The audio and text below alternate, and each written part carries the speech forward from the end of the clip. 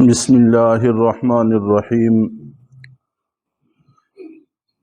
دعا کے حوالے سے پہلے بھی 2 درس ہو چکے ہیں۔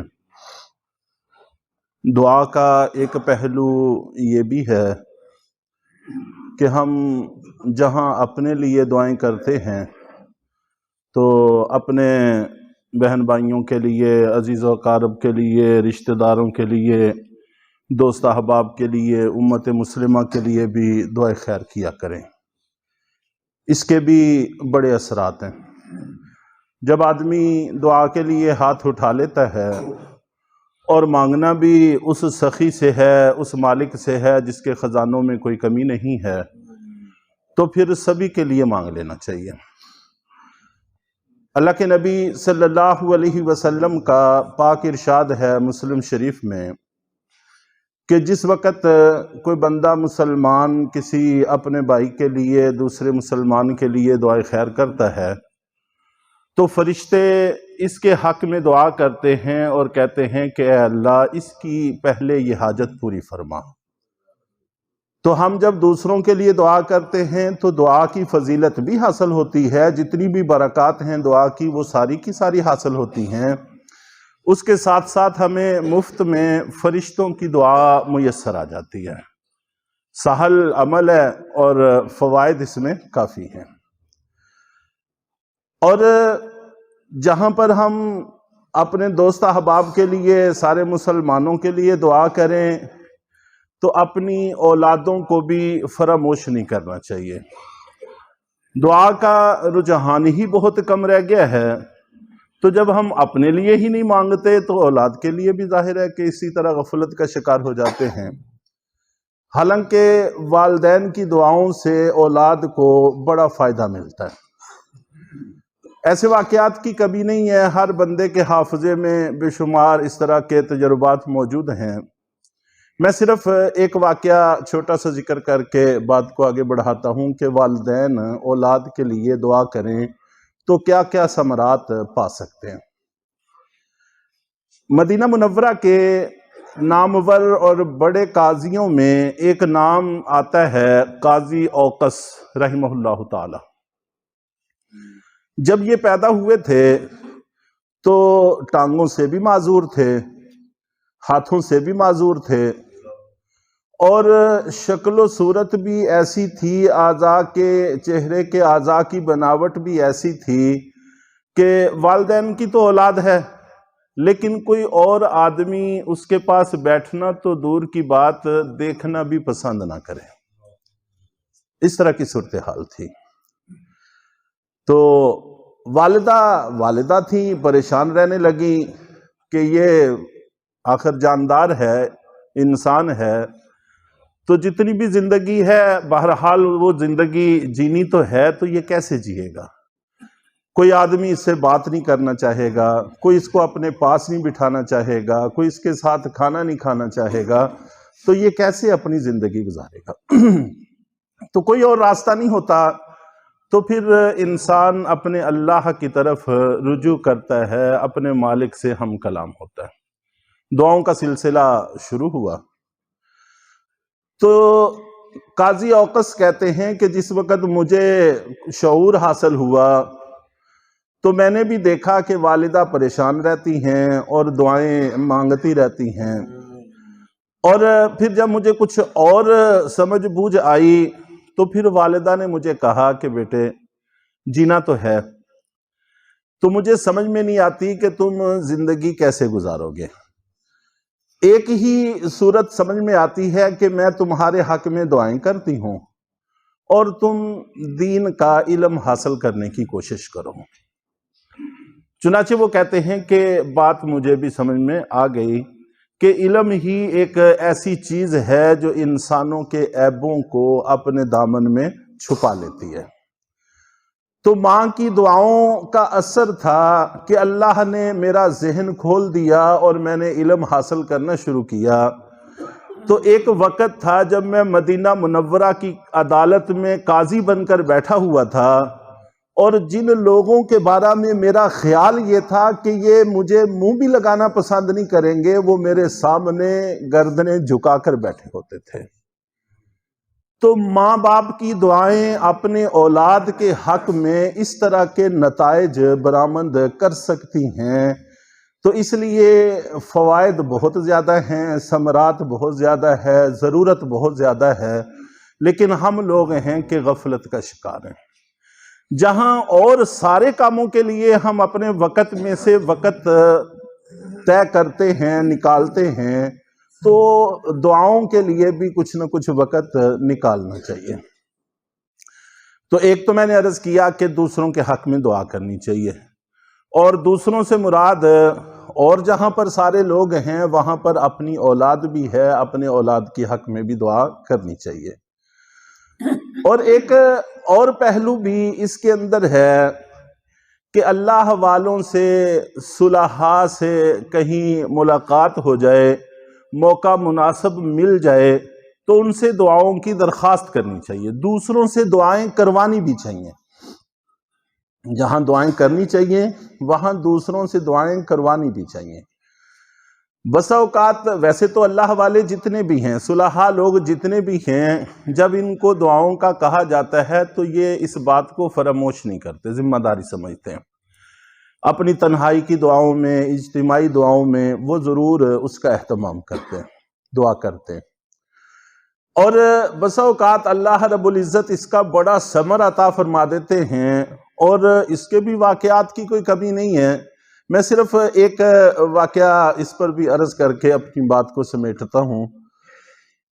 نبی پاک صلی اللہ علیہ وسلم مدینہ منورہ میں کبھی کبھی آرام کے لیے حضرت انس رضی اللہ تعالیٰ عنہ کے گھر تشریف لے جاتے تھے۔ بس اوقات جب کام زیادہ ہوں، مصروفیت زیادہ ہو، تو بندہ کچھ آرام چاہتا ہے، تنہائی چاہتا ہے، تو پھر وہ ایسی جگہ چلا جاتا ہے جہاں پر آنے والے ملنے والے کم ہوں، لوگوں کا رجحان اس طرف نہ ہو۔ تو اللہ کے نبی صلی اللہ علیہ وسلم بھی بسا اوقات کچھ وقت آرام کے لیے حضرت انس رضی اللہ تعالیٰ عنہ کے گھر چلے جاتے تھے۔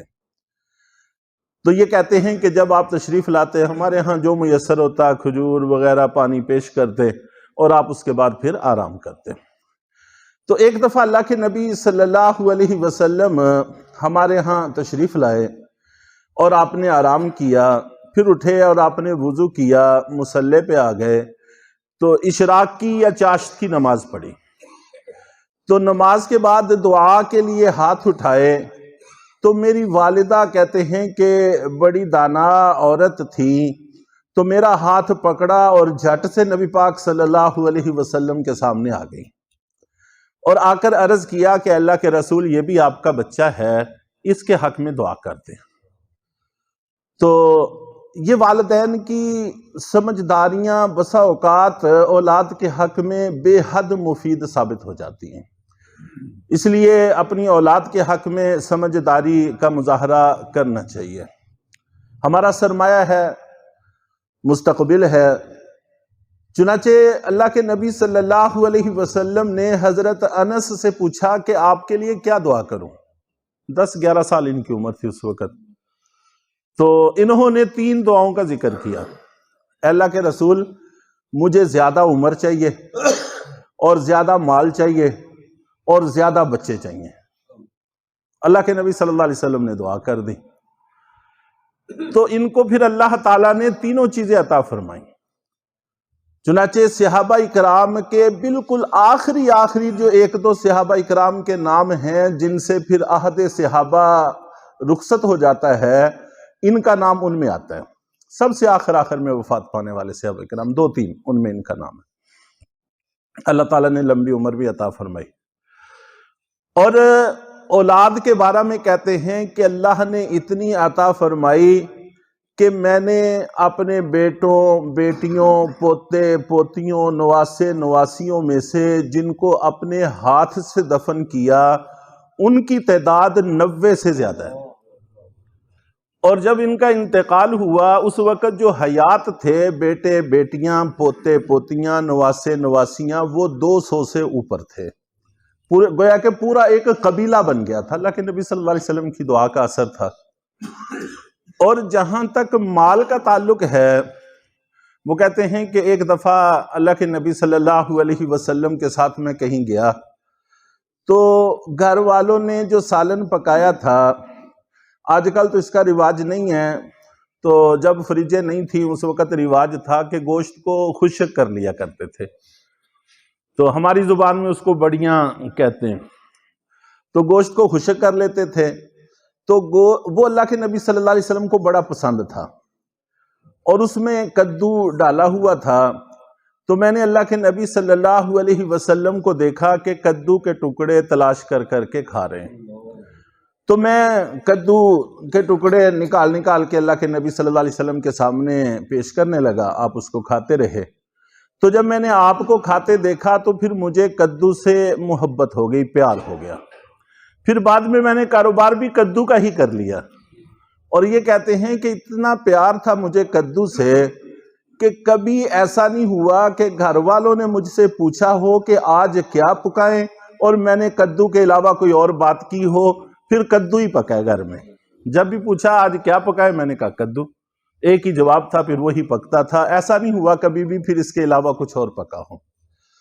تو حضرت عمر رضی اللہ تعالیٰ عنہ نے اپنے زمانے میں جب کوفہ بصرہ یہ شہر آباد کیے، ہم چونکہ کاشتکار تھے تو مجھے بھی کچھ زمین وہاں پر الاٹ کی، تو میں نے کھجوروں کے باغ لگائے اور نیچے اس کے کدو کی بیلیں لگا دی۔ تو وہ فرماتے ہیں کہ باقی سب کی زمینیں کھیت سال میں ایک فصل دیتے تھے، میرے کھیت سال میں 2 فصلیں دیتے تھے، کھجور بھی 2 دفعہ لگتی تھی، کدو بھی 2 دفعہ لگتے تھے، اور وہ فرماتے ہیں کہ اتنے بڑے بڑے کدو ہوتے تھے کہ بسا اوقات کدو کو کاٹ کر گدے پر، جیسے چھٹ، اب پرانے جو لوگ ہیں وہ سمجھتے ہوں گے 2 بوریاں آپس میں سلائی کی ہوئی ہوتی تھیں، اس کو چھٹ کہتے تھے، تو وہ درمیان میں ڈنڈا ڈال کے اٹھا کے گدے کے اوپر اس کو الٹا دیتے تھے، تو 1.25 من ایک بوری میں، 1.25 من دوسرے بوری میں ڈلتا تھا، تو 2.5 من کی وہ ہوتی تھی۔ تو وزن تو اگرچہ احادیث میں موجود نہیں ہے، لیکن کدو کو کاٹ کے چھٹ کی طرح گدے پر لاد کے لے کر جاتے تھے، اتنے بڑے بڑے بھی کدو لگتے تھے۔ تو پھر اس سے اللہ تعالیٰ نے برکت عطا فرمائی، اور ظاہر ہے کہ یہ بھی کوئی کم برکت نہیں تھی کہ ایک کھیت سے 4 فصلیں نکل رہی ہیں، 2 کدو کی 2 کھجور کی۔ تو بہرحال یہ ایک موقع تھا، لمحہ تھا، جس کو ان کی والدہ نے سمجھا اور اس سے فائدہ اٹھایا، اور اللہ نے اس کا ثمر دکھا دیا، اور کھلی آنکھوں سے انہوں نے دیکھا۔ تو دعا کے پہلوؤں میں سے اہم ترین 3 پہلو میں نے آج ذکر کیے ہیں۔ ایک یہ کہ خود بھی ہمیں چاہیے کہ جہاں ہم اپنے لیے دعائیں کرتے ہیں، اپنے بھائیوں کے لیے بھی دعا کریں، اور دوسرے نمبر پر اپنی اولاد کو کبھی بھی فراموش نہ کریں، اور تیسرے نمبر پر دوسروں سے دعا کروانے کی بھی کوشش کرنی چاہیے، ان سے بھی دعائیں لینے کی کوشش کرنی چاہیے۔ اللہ تعالی ہم سب کو عمل کی توفیق عطا فرمائے۔ الحمدللہ۔